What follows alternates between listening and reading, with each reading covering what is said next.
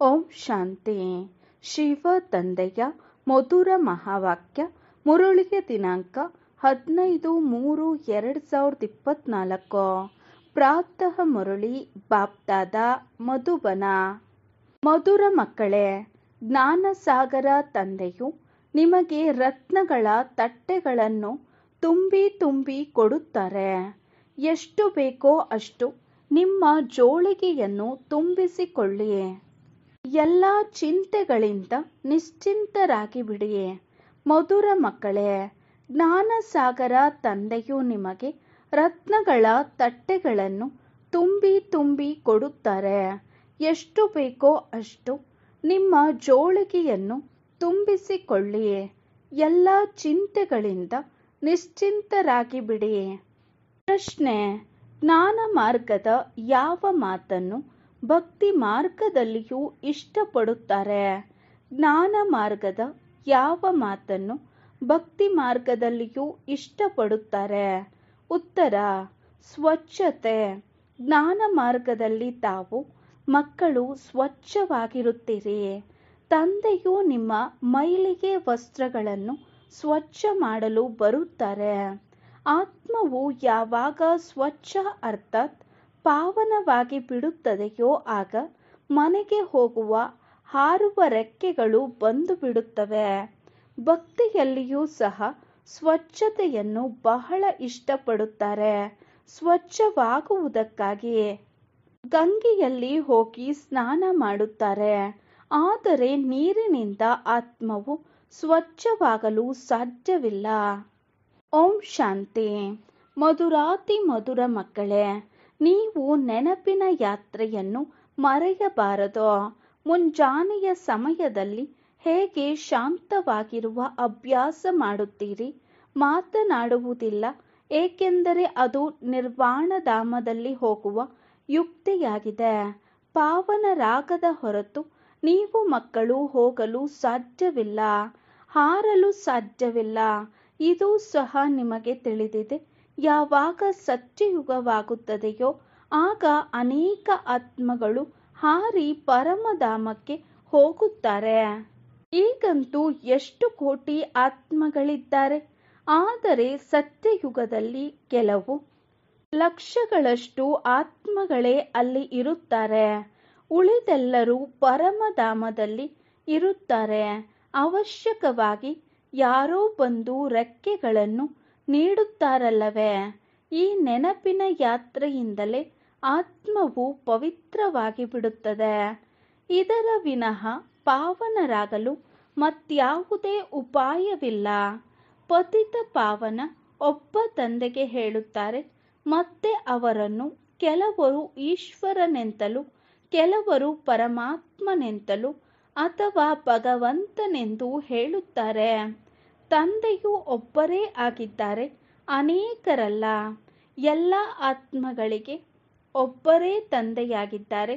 ಲೌಕಿಕ ತಂದೆ ಎಲ್ಲರಿಗೂ ಬೇರೆ ಬೇರೆ ಆಗಿರುತ್ತಾರೆ. ಆದರೆ ಪಾರಲೌಕಿಕ ತಂದೆಯು ಎಲ್ಲರಿಗೂ ಒಬ್ಬರೇ ಆಗಿದ್ದಾರೆ. ಅವರೊಬ್ಬರು ಯಾವಾಗ ಬರುತ್ತಾರೆಯೋ ಆಗ ಎಲ್ಲರಿಗೆ ಸುಖವನ್ನು ಕೊಟ್ಟು ಹೋಗುತ್ತಾರೆ. ಮತ್ತೆ ಸುಖದಲ್ಲಿ ಅವರನ್ನು ನೆನಪು ಮಾಡುವ ಅವಶ್ಯಕತೆ ಇಲ್ಲ. ಅದು ಸಹ ಕಳೆದು ಹೋಯಿತಲ್ಲವೇ? ಈಗ ತಂದೆಯು ಕುಳಿತು ಭೂತ, ಭವಿಷ್ಯತ್ ಮತ್ತು ವರ್ತಮಾನದ ರಹಸ್ಯವನ್ನು ತಿಳಿಸುತ್ತಾರೆ. ಈ ವೃಕ್ಷದ ಭೂತ, ಭವಿಷ್ಯತ್, ವರ್ತಮಾನವು ಬಹಳ ಸಹಜವಾಗಿದೆ. ಬೀಜದಿಂದ ವೃಕ್ಷವು ಹೇಗಾಗುತ್ತದೆ ಎಂಬುದನ್ನು ನೀವು ಸಹ ತಿಳಿದಿದ್ದೀರಿ. ಅದು ಮತ್ತೆ ವೃದ್ಧಿಯನ್ನು ಹೊಂದುತ್ತಾ ಹೋಗುತ್ತಾ ಕೊನೆಗೆ ಅಂತ್ಯವು ಬಂದು ಬಿಡುತ್ತದೆ. ಇದಕ್ಕೆ ಆದಿ, ಮಧ್ಯ, ಅಂತ್ಯವೆಂದು ಹೇಳಲಾಗುತ್ತದೆ. ಇದು ವಿಭಿನ್ನ ಧರ್ಮಗಳ ವಿಭಿನ್ನ ಲಕ್ಷಣಗಳ ವೃಕ್ಷವಾಗಿದೆ. ಎಲ್ಲರ ಗುಣಲಕ್ಷಣಗಳು ಬೇರೆ ಬೇರೆಯಾಗಿದೆ. ಹೂಗಳನ್ನು ನೋಡುತ್ತೀರಿ. ಎಂತೆಂತಹ ವೃಕ್ಷವೋ ಅಂತಹ ಹೂಗಳು ಬರುತ್ತವೆ, ಹೂಗಳು ಬಿಡುತ್ತವೆ. ಅವೆಲ್ಲ ಹೂಗಳು ಒಂದೇ ರೀತಿ ಇರುತ್ತದೆ. ಆದರೆ ಈ ಮನುಷ್ಯ ಸೃಷ್ಟಿರೂಪಿ ವೃಕ್ಷದಲ್ಲಿ ವಿಭಿನ್ನತೆ ಇದೆ. ಆ ವೃಕ್ಷಗಳಲ್ಲಿ ಪ್ರತಿಯೊಂದು ವೃಕ್ಷದ ಶೋಭೆ ಬೇರೆ ಬೇರೆಯಾಗಿರುತ್ತದೆ. ಹಾಗೆಯೇ ಈ ವೃಕ್ಷಗಳಲ್ಲಿ ಅನೇಕ ಪ್ರಕಾರದ ಶೋಭೆ ಇದೆ. ತಂದೆಯು ತಿಳಿಸುತ್ತಾರೆ, ಶ್ಯಾಮ ಸುಂದರ, ಇದು ದೇವಿ ದೇವತೆಗಳಿಗಾಗಿ ಗಾಯನವಿದೆ. ಯಾವಾಗ ಅವರು ಸತೋ ಪ್ರಧಾನರಿಂದ ತಮೋ ಪ್ರಧಾನರಾಗುತ್ತಾರೋ ಆಗ ಅವರೇ ಸುಂದರರಿಂದ ಶ್ಯಾಮರಾಗುತ್ತಾರೆ. ಹೀಗೆ ಮತ್ಯಾವುದೇ ಧರ್ಮದಲ್ಲಿ ಶ್ಯಾಮ ಮತ್ತು ಸುಂದರರಾಗುವುದಿಲ್ಲ. ಏಕೆಂದರೆ ಇಂತಹ ಧರ್ಮದವರೂ ಇದ್ದಾರೆ, ಪತಿತರಿಗೆ ಪತಿತರೇ ಆಗಿದ್ದಾರೆ. ಅವರ ಮುಖಲಕ್ಷಣಗಳನ್ನು ನೋಡಿ ಜಪಾನಿಯರ, ಯುರೋಪಿಯನ್ನರ, ಚೀನಿಯರ ಮುಖಲಕ್ಷಣಗಳನ್ನು ನೋಡಿ ಮತ್ತು ಭಾರತೀಯರ ಮುಖಲಕ್ಷಣಗಳು ಬದಲಾಗುತ್ತಾ ಹೋಗುತ್ತದೆ. ಭಾರತೀಯರಿಗಾಗಿಯೇ ಶ್ಯಾಮ ಸುಂದರನೆಂಬ ಗಾಯನವಿದೆ, ಮತ್ಯಾವುದೇ ಧರ್ಮದವರಿಗೆ ಇಲ್ಲ. ಇದು ಮನುಷ್ಯ ಸೃಷ್ಟಿಯ ವೃಕ್ಷವಾಗಿದೆ. ವಿಭಿನ್ನ ಧರ್ಮಗಳಿವೆ. ಅವರೆಲ್ಲರೂ ನಂಬರ್ ವಾರ್ ಹೇಗೆ ಬರುತ್ತಾರೆಂಬ ಜ್ಞಾನವು ನೀವು ಮಕ್ಕಳಿಗೆ ಈಗ ಸಿಗುತ್ತದೆ. ಮತ್ಯಾರೂ ಈ ಮಾತನ್ನು ತಿಳಿಸಲು ಸಾಧ್ಯವಿಲ್ಲ. ಇದು 5000 ವರ್ಷಗಳ ಕಲ್ಪವಾಗಿದೆ. ಇದಕ್ಕೆ ವೃಕ್ಷವೆಂದಾದರೂ ಹೇಳಿ ಅಥವಾ ಪ್ರಪಂಚವೆಂದಾದರೂ ಹೇಳಿ, ಇದರ ಅರ್ಥದಲ್ಲಿ ಭಕ್ತಿ ಇದೆ. ಅದಕ್ಕೆ ರಾವಣ ರಾಜ್ಯವೆಂದು ಹೇಳಲಾಗುತ್ತದೆ. ಪಂಚವಿಕಾರಗಳ ರಾಜ್ಯ ನಡೆಯುತ್ತದೆ. ಕಾಮಚಿತೆಯನ್ನೇರಿ ಪತಿತ ಕಪ್ಪಾಗಿ ಬಿಡುತ್ತಾರೆ. ರಾವಣ ಸಂಪ್ರದಾಯದವರ ಚಲನೆ ಮತ್ತು ದೈವಿ ಸಂಪ್ರದಾಯದವರ ಚಲನೆಯಲ್ಲಿ ರಾತ್ರಿ ಹಗಲಿನ ಅಂತರವಿದೆ. ಮನುಷ್ಯರು ಅವರ ಮಹಿಮೆಯನ್ನು ಹಾಡುತ್ತಾರೆ, ತಮ್ಮನ್ನು ನೀಚ ಪಾಪಿ ಎಂದು ಹೇಳುತ್ತಾರೆ. ಅನೇಕ ಪ್ರಕಾರದ ಮನುಷ್ಯರು ಇದ್ದಾರೆ. ನೀವು ಭಕ್ತಿಯನ್ನಂತೂ ಬಹಳ ಮಾಡಿದ್ದೀರಿ. ಪುನರ್ಜನ್ಮವನ್ನು ತೆಗೆದುಕೊಳ್ಳುತ್ತಾ ಭಕ್ತಿ ಮಾಡುತ್ತಾ ಬಂದಿದ್ದೀರಿ. ಮೊದಲು ಅವ್ಯಭಿಚಾರಿ ಭಕ್ತಿ ಇರುತ್ತದೆ. ಮೊಟ್ಟ ಮೊದಲು ಒಬ್ಬರ ಭಕ್ತಿಯನ್ನು ಪ್ರಾರಂಭಿಸುತ್ತಾರೆ, ನಂತರ ಅದು ವ್ಯಭಿಚಾರಿ ಆಗಿಬಿಡುತ್ತದೆ. ಅಂತ್ಯದಲ್ಲಿ ಸಂಪೂರ್ಣ ವ್ಯಭಿಚಾರಿ ಆಗಿಬಿಡುತ್ತಾರೆ. ಆಗ ತಂದೆಯು ಬಂದು ಅವ್ಯಭಿಚಾರಿ ಜ್ಞಾನವನ್ನು ಕೊಡುತ್ತಾರೆ. ಈ ಜ್ಞಾನದಿಂದ ಸದ್ಗತಿಯಾಗುತ್ತದೆ. ಎಲ್ಲಿಯವರೆಗೆ ಇದು ಪೂರ್ಣ ತಿಳಿಯುವುದಿಲ್ಲವೋ ಅಲ್ಲಿಯವರೆಗೂ ಭಕ್ತಿಯ ಅಭಿಮಾನದಲ್ಲಿಯೇ ಇರುತ್ತಾರೆ. ಜ್ಞಾನಸಾಗರ ಒಬ್ಬ ಪರಮಾತ್ಮನೇ ಆಗಿದ್ದಾರೆ ಎಂದು ಯಾರಿಗೂ ತಿಳಿದಿಲ್ಲ. ಭಕ್ತಿಯಲ್ಲಿ ಎಷ್ಟೊಂದು ವೇದ ಶಾಸ್ತ್ರಗಳನ್ನು ತಿಳಿಸುತ್ತಾರೆ. ಇದೆಲ್ಲ ಭಕ್ತಿಯ ವಿಸ್ತಾರವಾಗಿದೆ. ಭಕ್ತಿಯದು ಶೋಭೆ ಇದೆ. ತಂದೆಯು ತಿಳಿಸುತ್ತಾರೆ, ಇದು ಮೃಗತೃಷ್ಣ ಸಮಾನ ಶೋಭೆಯಾಗಿದೆ. ಹೇಗೆ ಮರಳು ದೂರದಿಂದ ನೀರಿನಂತೆ ಕಾಣಿಸುತ್ತದೆ. ಜಿಂಕೆ ಬಾಯಾರಿರುವ ಕಾರಣ ಆ ಮರಳಿನಲ್ಲಿ ಓಡುತ್ತಾ ಸಿಕ್ಕಿ ಹಾಕಿಕೊಳ್ಳುತ್ತದೆ. ಭಕ್ತಿಯು ಹೀಗೆಯೇ, ಅದರಲ್ಲಿ ಎಲ್ಲರೂ ಸಿಕ್ಕಿ ಹಾಕಿಕೊಂಡಿದ್ದಾರೆ. ಆದ್ದರಿಂದ ಹೊರತೆಗೆಯುವುದರಲ್ಲಿ ಮಕ್ಕಳಿಗೆ ಶ್ರಮವಾಗುತ್ತದೆ. ಇದರಲ್ಲಿ ವಿಘ್ನಗಳು ಬರುತ್ತವೆ. ಏಕೆಂದರೆ ತಂದೆಯು ಪವಿತ್ರರನ್ನಾಗಿ ಮಾಡುತ್ತಾರೆ. ದ್ರೌಪದಿಯು ಕರೆದಳು, ಇಡೀ ಪ್ರಪಂಚದಲ್ಲಿ ದ್ರೌಪದಿಯರು ಮತ್ತು ದುರ್ಯೋಧನರಿದ್ದಾರೆ ಮತ್ತು ನೀವೆಲ್ಲರೂ ಪಾರ್ವತಿಯರು ಅಮರ ಕಥೆಯನ್ನು ಕೇಳುತ್ತಿದ್ದೀರಿ. ಕಥೆಯು ನಿಮಗೆ ಅಮರ ಲೋಕಕ್ಕಾಗಿ ಅಮರ ಕಥೆಯನ್ನು ತಿಳಿಸುತ್ತಿದ್ದಾರೆ ಎಂದು ಹೇಳಬಹುದು.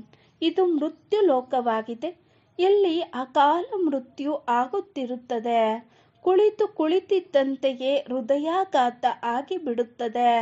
ನೀವು ಆಸ್ಪತ್ರೆಗೆ ಹೋಗಿ ತಿಳಿಸಬಹುದು, ಇಲ್ಲಿ ನಿಮ್ಮ ಆಯಸ್ಸು ಎಷ್ಟು ಕಡಿಮೆ ಇದೆ, ರೋಗಿಗಳಾಗಿ ಬಿಡುತ್ತೀರಿ.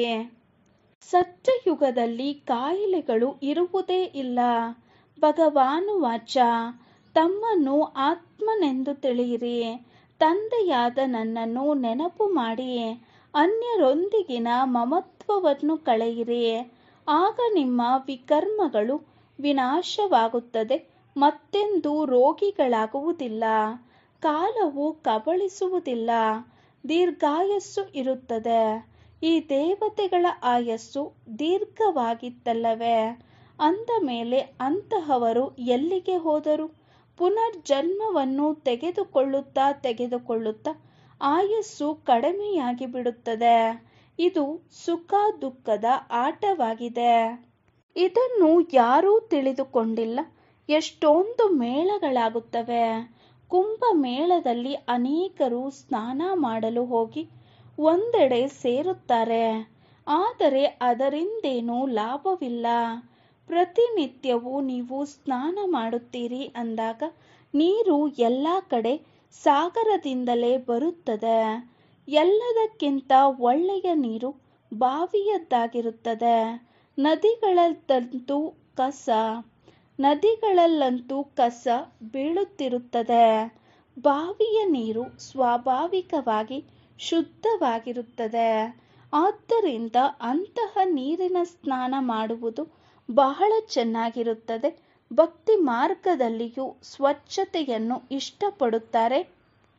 ಬಂದು ನಮ್ಮನ್ನು ಸ್ವಚ್ಛ ಮಾಡಿ ಎಂದು ಪರಮಾತ್ಮನನ್ನು ಕರೆಯುತ್ತಾರೆ. ಕೊಳಕಾಗಿರುವ ವಸ್ತ್ರಗಳನ್ನು ಸ್ವಚ್ಛಗೊಳಿಸಿ ಎಂದು ಗುರುನಾನಕರು ಸಹ ಪರಮಾತ್ಮನ ಮಹಿಮೆ ಹಾಡಿದ್ದಾರೆ. ಅಂದಾಗ ತಂದೆಯೇ ಬಂದು ಕೊಳಕು ವಸ್ತ್ರಗಳನ್ನು ಸ್ವಚ್ಛ ಮಾಡುತ್ತಾರೆ. ಇಲ್ಲಿ ತಂದೆಯು ಆತ್ಮವನ್ನು ಸ್ವಚ್ಛಗೊಳಿಸುತ್ತಾರೆ. ಆದರೆ ಕೆಲವರು ಆತ್ಮವು ನಿರ್ಲೇಪವೆಂದು ತಿಳಿಯುತ್ತಾರೆ. ತಂದೆಯು ತಿಳಿಸುತ್ತಾರೆ, ಇದು ರಾವಣ ರಾಜ್ಯವಾಗಿದೆ. ಸೃಷ್ಟಿಯದು ಇಳಿಯುವ ಕಲೆಯಾಗಿದೆ. ನಿನ್ನಿಂದ ಸರ್ವರ ಉದ್ಧಾರವಾಗುತ್ತದೆ ಎಂದು ಗಾಯನವಿದೆ. ಸರ್ವರ ಸದ್ಗತಿಯಾಗಿ ಬಿಡುತ್ತದೆ. ಹೇ ತಂದೆಯೇ, ತಮ್ಮ ಮೂಲಕ ಎಲ್ಲರ ಉದ್ಧಾರವಾಗಿ ಬಿಡುತ್ತದೆ. ಸತ್ಯಯುಗದಲ್ಲಿ ಎಲ್ಲರ ಉದ್ಧಾರವಾಗುತ್ತದೆ. ಅಲ್ಲಿ ಎಲ್ಲರೂ ಶಾಂತಿಯಲ್ಲಿರುತ್ತಾರೆ. ಒಂದೇ ರಾಜ್ಯವಿರುತ್ತದೆ. ಆ ಸಮಯದಲ್ಲಿ ಮತ್ತೆಲ್ಲರೂ ಶಾಂತಿಧಾಮದಲ್ಲಿ ಇರುತ್ತಾರೆ. ವಿಶ್ವದಲ್ಲಿ ಶಾಂತಿ ಸ್ಥಾಪನೆಯಾಗಲಿ ಎಂದು ಇಲ್ಲಿ ತಲೆ ಕೆಡಿಸಿಕೊಳ್ಳುತ್ತಾರೆ. ಅವರೊಂದಿಗೆ ಕೇಳಿ, ಮೊದಲು ಎಂದಾದರೂ ವಿಶ್ವದಲ್ಲಿ ಶಾಂತಿ ಇತ್ತೇ? ಅದನ್ನು ಮತ್ತೆ ನೀವು ಬೇಡುತ್ತಿದ್ದೀರಿ. ಕಲಿಯುಗವು ಇನ್ನೂ 40,000 ವರ್ಷಗಳಿದೆ ಎಂದು ಹೇಳಿಬಿಡುತ್ತಾರೆ. ಮನುಷ್ಯರು ಘೋರ ಅಂಧಕಾರದಲ್ಲಿ ಇದ್ದಾರೆ. 5,000 ವರ್ಷಗಳು ಪೂರ್ಣ ಕಲ್ಪವಾಗಿದೆ. ಒಂದು ಕಲಿಯುಗದ್ದೇ 40,000 ವರ್ಷಗಳಲ್ಲಿ ಇನ್ನೂ 40,000 ವರ್ಷಗಳಿದೆ ಎಂದು ಹೇಳಿಬಿಡುತ್ತಾರೆ. ಅನೇಕ ಮತಗಳಿವೆ. ತಂದೆಯೇ ಬಂದು ಸತ್ಯವನ್ನು ತಿಳಿಸುತ್ತಾರೆ. ಜನ್ಮಗಳು 84 ಆಗಿವೆ. ಲಕ್ಷಾಂತರ ವರ್ಷಗಳಾಗಿದ್ದರೆ ಮನುಷ್ಯರು ಪ್ರಾಣಿ ಜನ್ಮವನ್ನು ಪಡೆಯುತ್ತಿದ್ದರು. ಆದರೆ ನಿಯಮವೇ ಇಲ್ಲ.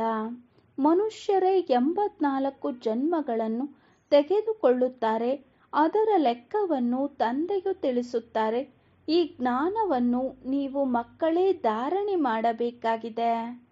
ಋಷಿ ಮುನಿಗಳು ಸಹ ನೇತಿ ಅರ್ಥಾತ್ ನಮಗೂ ಗೊತ್ತಿಲ್ಲವೆಂದು ಹೇಳುತ್ತಾರೆಂದರೆ ಅವರು ನಾಸ್ತಿಕರಾದರು. ಅವಶ್ಯಕವಾಗಿ ಯಾರಾದರೂ ಆಸ್ತಿಕರಿರುತ್ತಾರೆ. ಅಂದಾಗ ಆ ಆಸ್ತಿಕರು ದೇವತೆಗಳಾಗಿದ್ದಾರೆ. ನಾಸ್ತಿಕರು ರಾವಣ ರಾಜ್ಯದಲ್ಲಿ ಇದ್ದಾರೆ. ಜ್ಞಾನದಿಂದ ನೀವು ಆಸ್ತಿಕರಾಗುತ್ತೀರಿ. ಮತ್ತೆ ನಿಮಗೆ 21 ಜನ್ಮಗಳ ಆಸ್ತಿಯು ಸಿಕ್ಕಿಬಿಡುತ್ತದೆ. ನಂತರ ಜ್ಞಾನದ ಅವಶ್ಯಕತೆ ಇರುವುದಿಲ್ಲ. ಈಗ ಪುರುಷೋತ್ತಮ ಸಂಗಮ ಯುಗವಾಗಿದೆ. ಈ ಸಮಯದಲ್ಲಿ ನಾವು ಉತ್ತಮ ಪುರುಷರು ಸ್ವರ್ಗದ ಮಾಲೀಕರಾಗುತ್ತಿದ್ದೇವೆ. ಇದರಲ್ಲಿ ಯಾರೆಷ್ಟು ಓದುತ್ತಾರೆಯೋ ಅಷ್ಟು ಶ್ರೇಷ್ಠ ಪದವಿಯನ್ನು ಪಡೆಯುತ್ತಾರೆ. ಓದಿದರೆ ವಿಶ್ವದ ಮಾಲೀಕರಾಗುತ್ತಾರೆ. ಇಲ್ಲವೆಂದರೆ ಪದವಿ ಕಡಿಮೆಯಾಗುತ್ತದೆ. ಆದರೆ ಅದು ಸುಖದ ರಾಜಧಾನಿಯಾಗಿದೆ. ಇದು ದುಃಖದ ರಾಜಧಾನಿಯಾಗಿದೆ. ನಾಸ್ತಿಕರಾದರೆ ದುಃಖವಾಗುತ್ತದೆ. ಭಾರತವು ಯಾವಾಗ ಬಹಳ ಸಾಹುಕಾರವಾಗಿತ್ತು ಆಗ ಅಪಾರ ಧನವಿತ್ತು. ಸೋಮನಾಥ ಮಂದಿರವನ್ನು ಸಹ ಎಷ್ಟು ದೊಡ್ಡದನ್ನಾಗಿ ಮಾಡಿದ್ದಾರೆ. ಮಂದಿರವನ್ನು ನಿರ್ಮಿಸುವುದಕ್ಕಾಗಿಯೇ ಇಷ್ಟು ಹಣವನ್ನು ಇಟ್ಟಿದ್ದಾರೆಂದರೆ ಅವರ ಬಳಿ ಇನ್ನೆಷ್ಟು ಸಂಪತ್ತಿರಬಹುದು. ಅಂದ ಮೇಲೆ ಅವರಿಗೆ ಇಷ್ಟೊಂದು ಸಂಪತ್ತು ಎಲ್ಲಿಂದ ಸಿಕ್ಕಿತು? ಶಾಸ್ತ್ರಗಳಲ್ಲಿ ಸಾಗರನು ತಟ್ಟೆಗಳನ್ನು ತುಂಬಿ ತುಂಬಿ ಕೊಟ್ಟನೆಂದು ಬರೆದಿದ್ದಾರೆ. ಈಗ ಜ್ಞಾನ ಸಾಗರನು ನಿಮಗೆ ರತ್ನಗಳ ತಟ್ಟೆಗಳನ್ನು ತುಂಬಿ ತುಂಬಿ ಕೊಡುತ್ತಾರೆ. ಈಗ ನಿಮಗೆ ಜೋಳಿಗೆಯು ತುಂಬುತ್ತಿದೆ. ಅವರು ಶಂಕರನ ಮುಂದೆ ಹೋಗಿ ಜೋಳಿಗೆಯನ್ನು ತುಂಬಿಸು ಎಂದು ಹೇಳುತ್ತಾರೆ. ತಂದೆಯನ್ನು ಅರಿತುಕೊಂಡಿಲ್ಲ. ಈಗ ನಿಮಗೆ ಗೊತ್ತಿದೆ, ತಂದೆಯು ತಮ್ಮ ಜೋಳಿಗೆಯನ್ನು ತುಂಬಿಸುತ್ತಿದ್ದಾರೆ. ಯಾರೆಷ್ಟು ಬೇಕೋ ತುಂಬಿಸಿಕೊಳ್ಳಬಹುದು. ಎಷ್ಟು ಚೆನ್ನಾಗಿ ಓದುತ್ತೀರೋ ಅಷ್ಟು ವಿದ್ಯಾರ್ಥಿ ವೇತನವೂ ಸಿಗುತ್ತದೆ. ಶ್ರೇಷ್ಠಾತಿ ಶ್ರೇಷ್ಠ ಡಬಲ್ ಕಿರೀಟಧಾರಿಗಳಾದರೂ ಆಗಿ, ಬಡ ಪ್ರಜೆಗಳಾದರೂ ಆಗಿ, ಅಥವಾ ದಾಸದಾಸಿಯರಾದರೂ ಆಗಿ, ಎಲ್ಲವೂ ನಿಮ್ಮ ಮೇಲೆ ಆಧಾರವಾಗಿದೆ. ಅನೇಕರು ವಿಚ್ಛೇದನವನ್ನು ಕೊಟ್ಟು ಬಿಡುತ್ತಾರೆ. ಇದು ಸಹ ನಾಟಕದಲ್ಲಿ ನಿಗದಿಯಾಗಿದೆ. ಇದಕ್ಕೆ ತಂದೆಯು ತಿಳಿಸುತ್ತಾರೆ, ನನಗೆ ಯಾವುದೇ ಚಿಂತೆ ಇಲ್ಲ. ಚಿಂತೆಯಿಂದ ಮುಕ್ತನಾಗಿದ್ದೇನೆ, ಅರ್ಥಾತ್ ನಿಶ್ಚಿಂತನಾಗಿದ್ದೇನೆ. ನಿಮ್ಮನ್ನು ಹಾಗೆ ನೋಡುತ್ತಿದ್ದೇನೆ. ಚಿಂತೆಯಿಂದ ನಿಶ್ಚಿಂತರನ್ನಾಗಿ ಮಾಡುವ ಸದ್ಗುರು ಸ್ವಾಮಿ ಎಂದರೆ ಯಾರು? ಎಲ್ಲರ ತಂದೆಯಾಗಿದ್ದಾರೆ. ಅವರಿಗೆ ಮಾಲೀಕರೆಂದು ಹೇಳುತ್ತಾರೆ. ನಾನು ನಿಮ್ಮ ಬೇಹದ್ದಿನ ಶಿಕ್ಷಕನಾಗಿದ್ದೇನೆ ಎಂದು ತಂದೆಯು ತಿಳಿಸುತ್ತಾರೆ. ಭಕ್ತಿ ಮಾರ್ಗದಲ್ಲಿ ಅನೇಕ ಶಿಕ್ಷಕರಿಂದ ಅನೇಕ ಪ್ರಕಾರದ ವಿದ್ಯೆಯನ್ನು ಓದುತ್ತೀರಿ. ತಂದೆಯು ನಿಮಗೆ ಏನನ್ನು ಓದಿಸುತ್ತಾರೆಯೋ ಇದು ಎಲ್ಲದಕ್ಕಿಂತ ಭಿನ್ನವಾಗಿರುವ ಜ್ಞಾನವಾಗಿದೆ. ಅವರು ಜ್ಞಾನ ಸಾಗರರಾಗಿದ್ದಾರೆ. ಎಲ್ಲರ ಹೃದಯವನ್ನು ಅರಿತಿರುವವರು ಎಂದು ಹೇಳಬಾರದು. ತಾವಂತೂ ತಮ್ಮ ಆಂತರ್ಯವನ್ನು ಅರಿತಿದ್ದೀರಿ ಎಂದು ಅನೇಕರು ಹೇಳುತ್ತಾರೆ. ಆದರೆ ತಂದೆಯು ತಿಳಿಸುತ್ತಾರೆ, ನಾನು ಏನನ್ನೂ ತಿಳಿದಿಲ್ಲ.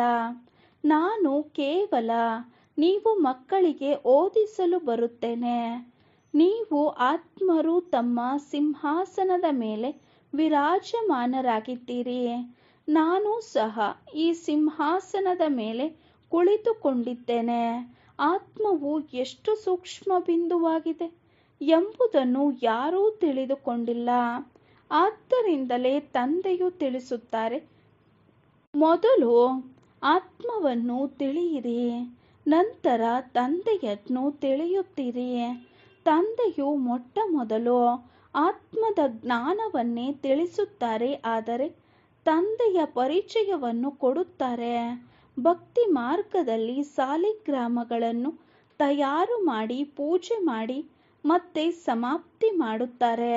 ಇದೆಲ್ಲವೂ ಗೊಂಬೆಗಳ ಪೂಜೆಯಾಗಿದೆ ಎಂದು ತಂದೆಯು ತಿಳಿಸುತ್ತಾರೆ. ಯಾರು ಇವೆಲ್ಲ ಮಾತುಗಳನ್ನು ಚೆನ್ನಾಗಿ ಅರಿತುಕೊಳ್ಳುತ್ತಾರೆಯೋ ಅವರು ಅನ್ಯರ ಕಲ್ಯಾಣವನ್ನು ಮಾಡುತ್ತಾರೆ. ತಂದೆಯು ಕಲ್ಯಾಣಕಾರಿ ಆಗಿದ್ದಾರೆ. ಅಂದ ಮೇಲೆ ಮಕ್ಕಳು ಆಗಬೇಕಾಗಿದೆ. ಕೆಲವರಂತೂ ಅನ್ಯರನ್ನು ಕೆಸರಿನಿಂದ ಹೊರ ತೆಗೆಯುತ್ತಾ ತಾವೇ ಸಿಕ್ಕಿಕೊಂಡು ಸಾಯುತ್ತಾರೆ. ಅಪವಿತ್ರರಾಗಿ ಬಿಡುತ್ತಾರೆ. ಮಾಡಿಕೊಂಡಿರುವ ಸಂಪಾದನೆಯನ್ನು ಕಳೆದುಕೊಳ್ಳುತ್ತಾರೆ. ಆದ್ದರಿಂದ ತಂದೆಯು ತಿಳಿಸುತ್ತಾರೆ, ಮಕ್ಕಳೇ, ಎಚ್ಚರಿಕೆಯಿಂದ ಇರಿ. ಕಾಮಚಿತೆಯ ಮೇಲೆ ಕುಳಿತುಕೊಳ್ಳುವುದರಿಂದಲೇ ನೀವು ಕಪ್ಪಾಗಿ ಬಿಟ್ಟಿದ್ದೀರಿ. ತಾವು ಹೇಳುತ್ತೀರಿ, ನಾವು ಸುಂದರರಾಗಿದ್ದೇವೆ, ನಾವೇ ಕಪ್ಪಾಗಿದ್ದೆವು, ನಾವೇ ದೇವತೆಗಳಾಗುತ್ತಿದ್ದೇವೆ, ಮತ್ತೆ ನಾವೇ ಕೆಳಗೆ ಇಳಿದೆವು. ಇಲ್ಲವಾದರೆ 84 ಜನ್ಮಗಳನ್ನು ಯಾರು ತೆಗೆದುಕೊಳ್ಳುತ್ತಾರೆ? ಈ ಲೆಕ್ಕವನ್ನು ತಂದೆಯು ತಿಳಿಸುತ್ತಾರೆ. ಮಕ್ಕಳು ಬಹಳ ಶ್ರಮ ಪಡಬೇಕಾಗುತ್ತದೆ. ಅರ್ಧ ಕಲ್ಪದಿಂದ ಯಾವ ವಿಷಯ ಸಾಗರದಲ್ಲಿ ಬಿದ್ದಿದ್ದಾರೆ ಅದರಿಂದ ಹೊರತೆಗೆಯುವುದು ಚಿಕ್ಕಮ್ಮನ ಮನೆಯಂತಲ್ಲ. ಒಂದು ವೇಳೆ ಯಾರಾದರೂ ಸ್ವಲ್ಪ ಜ್ಞಾನವನ್ನು ಪಡೆದರೂ ಸಹ ಅದರ ವಿನಾಶವಾಗುವುದಿಲ್ಲ. ಈ ಕಥೆಯೇ ಸತ್ಯನಾರಾಯಣನ ಕಥೆಯಾಗಿದೆ. ಮತ್ತೆ ಪ್ರಜೆಗಳು ಆಗುತ್ತಾರೆ. ಸ್ವಲ್ಪ ತಿಳಿದುಕೊಂಡು ಹೊರಟು ಹೋಗುತ್ತಾರೆಂದರೆ ಅವರು ಮತ್ತೆ ಬಂದು ತಿಳಿದುಕೊಳ್ಳಲೂಬಹುದು. ಮುಂದೆ ಹೋದಂತೆ ಮನುಷ್ಯರಲ್ಲಿ ವೈರಾಗ್ಯವು ಬರುತ್ತದೆ. ಹೇಗೆ ಸ್ಮಶಾನದಲ್ಲಿ ವೈರಾಗ್ಯ ಬರುತ್ತದೆ, ಮತ್ತೆ ಹೊರಗೆ ಬಂದಾಗ ಅದು ಸಮಾಪ್ತಿಯಾಗುತ್ತದೆ. ಹಾಗೆಯೇ ನೀವು ತಿಳಿಸಿದಾಗ ಚೆನ್ನಾಗಿದೆ ಚೆನ್ನಾಗಿದೆ ಎನ್ನುತ್ತಾರೆ. ಹೊರಗೆ ಹೋದ ಕೂಡಲೇ ಮಾಯೆಯು ತಲೆ ತಿರುಗಿಸಿ ಬಿಡುತ್ತದೆ. ಕೋಟಿಯಲ್ಲಿ ಕೆಲವರೇ ಬರುತ್ತಾರೆ. ರಾಜ್ಯ ಪದವಿಯನ್ನು ಪಡೆಯುವುದರಲ್ಲಿ ಪರಿಶ್ರಮವಾಗುತ್ತದೆ. ಪ್ರತಿಯೊಬ್ಬರೂ ಸಹ ತಮ್ಮೊಂದಿಗೆ ಕೇಳಿಕೊಳ್ಳಿ, ನಾವು ತಂದೆಯು ಎಷ್ಟು ನೆನಪು ಮಾಡುತ್ತಿದ್ದೇವೆ, ನಾವು ತಂದೆಯನ್ನು ಎಷ್ಟು ನೆನಪು ಮಾಡುತ್ತಿದ್ದೇವೆ. ತಂದೆಯ ನೆನಪು ಮರೆತು ಹೋಗುತ್ತದೆ ಎಂದು ಹೇಳುತ್ತಾರೆ. ಅರೆ, ಅಜ್ಞಾನ ಕಾಲದಲ್ಲಿ ಎಂದಾದರೂ ನಮಗೆ ತಂದೆಯೇ ಮರೆತು ಹೋಗುತ್ತಾರೆಂದು ಹೇಳುತ್ತಾರೆಯೇ? ತಂದೆಯು ತಿಳಿಸುತ್ತಾರೆ, ಬಲೆ ಎಷ್ಟೇ ಬಿರುಗಾಳಿಗಳು ಬರಲಿ ನೀವು ಅಲುಗಾಡಬಾರದು. ಬಿರುಗಾಳಿ ಬರುತ್ತದೆ, ಕೇವಲ ಕರ್ಮೇಂದ್ರಿಯಗಳಿಂದ ಅಂತಹ ಕರ್ಮ ಮಾಡಬಾರದು. ಬಾಬಾ ಮಾಯೆಯು ಮೋಡಿ ಮಾಡಿಬಿಟ್ಟಿದೆ ಎಂದು ಹೇಳುತ್ತಾರೆ. ತಂದೆಯು ತಿಳಿಸುತ್ತಾರೆ, ಮಧುರಾತಿ ಮಧುರ ಮಕ್ಕಳೇ, ನನ್ನನ್ನು ನೆನಪು ಮಾಡಿ, ಆಗ ತುಕ್ಕು ಬಿಟ್ಟು ಹೋಗುತ್ತದೆ. ಆತ್ಮದಲ್ಲಿ ಏರಿರುವ ತುಕ್ಕು ನೆನಪಿನಿಂದಲೇ ಬಿಡುತ್ತದೆ. ತಂದೆಯು ಬಿಂದುವಾಗಿದ್ದಾರೆ. ತುಕ್ಕನ್ನು ಕಳೆಯಲು ತಂದೆಯ ನೆನಪಿನ ವಿನಃ ಮತ್ಯಾವುದೇ ಉಪಾಯವಿಲ್ಲ. ಒಳ್ಳೆಯದು. ಮಧುರಾತಿ ಮಧುರ ಅಗಲಿ ಹೋಗಿ ಮರಳಿ ಸಿಕ್ಕಿರುವ ಮಕ್ಕಳ ಪ್ರತಿ ಮಾತಾಪಿತಾ ಬಾಪ್ದಾದಾರವರ ನೆನಪು, ಪ್ರೀತಿ ಹಾಗೂ ಸುಪ್ರಭಾತ. ಆತ್ಮಿಕ ಮಕ್ಕಳಿಗೆ ಆತ್ಮಿಕ ತಂದೆಯ ನಮಸ್ತೆ. ನಾವು ಆತ್ಮಿಕ ಮಕ್ಕಳ ಆತ್ಮಿಕ ತಂದೆಗೆ ನಮಸ್ತೆ ನಮಸ್ತೆ ನಮಸ್ತೆ. ಧಾರಣೆಗಾಗಿ ಮುಖ್ಯ ಸಾರ. ಫಸ್ಟ್ ಪಾಯಿಂಟ್, ನಾವು ಕಲ್ಯಾಣಕಾರಿ ತಂದೆಯ ಮಕ್ಕಳಾಗಿದ್ದೇವೆ. ಆದ್ದರಿಂದ ತಮ್ಮ ಮತ್ತು ಸರ್ವರ ಕಲ್ಯಾಣ ಮಾಡಬೇಕಾಗಿದೆ. ಮಾಡಿಕೊಂಡಿರುವ ಸಂಪಾದನೆಯೇ ಸಮಾಪ್ತಿಯಾಗುವ ಯಾವುದೇ ಕರ್ಮ ಮಾಡಬಾರದು. ಇದರಲ್ಲಿ ಎಚ್ಚರಿಕೆಯಿಂದ ಇರಬೇಕು. ಸೆಕೆಂಡ್ ಪಾಯಿಂಟ್, ವಿದ್ಯೆಯನ್ನು ಚೆನ್ನಾಗಿ ಓದಿ ಜ್ಞಾನ ರತ್ನಗಳಿಂದ ತಮ್ಮ ಜೋಳಿಗೆಯನ್ನು ಸಂಪನ್ನ ಮಾಡಿಕೊಳ್ಳಬೇಕಾಗಿದೆ. ವಿದ್ಯಾರ್ಥಿ ವೇತನವನ್ನು ಪಡೆಯುವ ಪುರುಷಾರ್ಥವನ್ನು ಮಾಡಬೇಕಾಗಿದೆ. ತಂದೆಯ ಸಮಾನ ಚಿಂತೆಗಳಿಂದ ಮುಕ್ತ ನಿಶ್ಚಿಂತರಾಗಿರಬೇಕು. ವರದಾನ: ಪರಿಶೀಲಿಸುವಂತಹ ಶಕ್ತಿಯ ಮೂಲಕ ಹಳೆಯ ಸ್ವಭಾವ ಸಂಸ್ಕಾರದಿಂದ ಭಿನ್ನ ಆಗುವಂತಹ ಮಾಯಾಜೀತರಾಗಿ. ಪರಿಶೀಲಿಸುವಂತಹ ಶಕ್ತಿಯ ಮೂಲಕ ಹಳೆಯ ಸ್ವಭಾವ ಸಂಸ್ಕಾರದಿಂದ ಭಿನ್ನ ಆಗುವಂತಹ ಮಾಯಾಜೀತರಾಗಿ. ವಿವರಣೆ: ಈ ಹಳೆಯ ದೇಹದ ಸ್ವಭಾವ ಮತ್ತು ಸಂಸ್ಕಾರ ಬಹಳ ಕಠಿಣವಾಗಿದೆ. ಯಾವುದು ಮಾಯಾಜೀತ್ ಆಗುವುದರಲ್ಲಿ ಬಹಳ ದೊಡ್ಡ ವಿಘ್ನ ರೂಪವಾಗುವುದು. ಸ್ವಭಾವ ಸಂಸ್ಕಾರ ರೂಪಿ ಸರ್ಪ ಸಮಾಪ್ತಿಯಾಗಿ ಬಿಡುವುದು. ಆದರೆ ಒಂದು ಗೆರೆ ಉಳಿದುಕೊಂಡು ಬಿಡುತ್ತದೆ. ಯಾವುದು ಸಮಯ ಬಂದಾಗ ಪದೇ ಪದೇ ಮೋಸ ಮಾಡಿಬಿಡುವುದು. ಎಷ್ಟೋ ಸಮಯ ಮಾಯೆಗೆ ಇಷ್ಟು ವಶೀಭೂತರಾಗಿ ಬಿಡುತ್ತಾರೆ. ಯಾವುದರಿಂದ ತಪ್ಪನ್ನು ತಪ್ಪು ಎಂದು ತಿಳಿಯುವುದಿಲ್ಲ. ಪರವಶವಾಗಿ ಬಿಡುತ್ತಾರೆ. ಆದ್ದರಿಂದ ಪರಿಶೀಲಿಸಿಕೊಳ್ಳಿ ಮತ್ತು ಶಕ್ತಿಯ ಮೂಲಕ, ಪರಿಶೀಲಿಸುವ ಶಕ್ತಿಯ ಮೂಲಕ ಹಳೆಯ ಮುಚ್ಚಿಕೊಂಡಿರುವ ಸ್ವಭಾವ ಸಂಸ್ಕಾರದಿಂದ ಭಿನ್ನ ಆಗಿ. ಆಗ ಮಾಯಾಜೀತ್ ಆಗುವಿರಿ. ಸ್ಲೋಗನ್: ನನ್ನತನದ ಅನೇಕ ಸಂಬಂಧಗಳನ್ನು ಸಮಾಪ್ತಿ ಮಾಡುವುದೇ ಫರಿಸ್ತೆಯಾಗುವುದಾಗಿದೆ. ನನ್ನತನದ ಅನೇಕ ಸಂಬಂಧಗಳನ್ನು ಸಮಾಪ್ತಿ ಮಾಡುವುದೇ ಫರಿಸ್ತೆಯಾಗುವುದಾಗಿದೆ. ಓಂ ಶಾಂತಿ.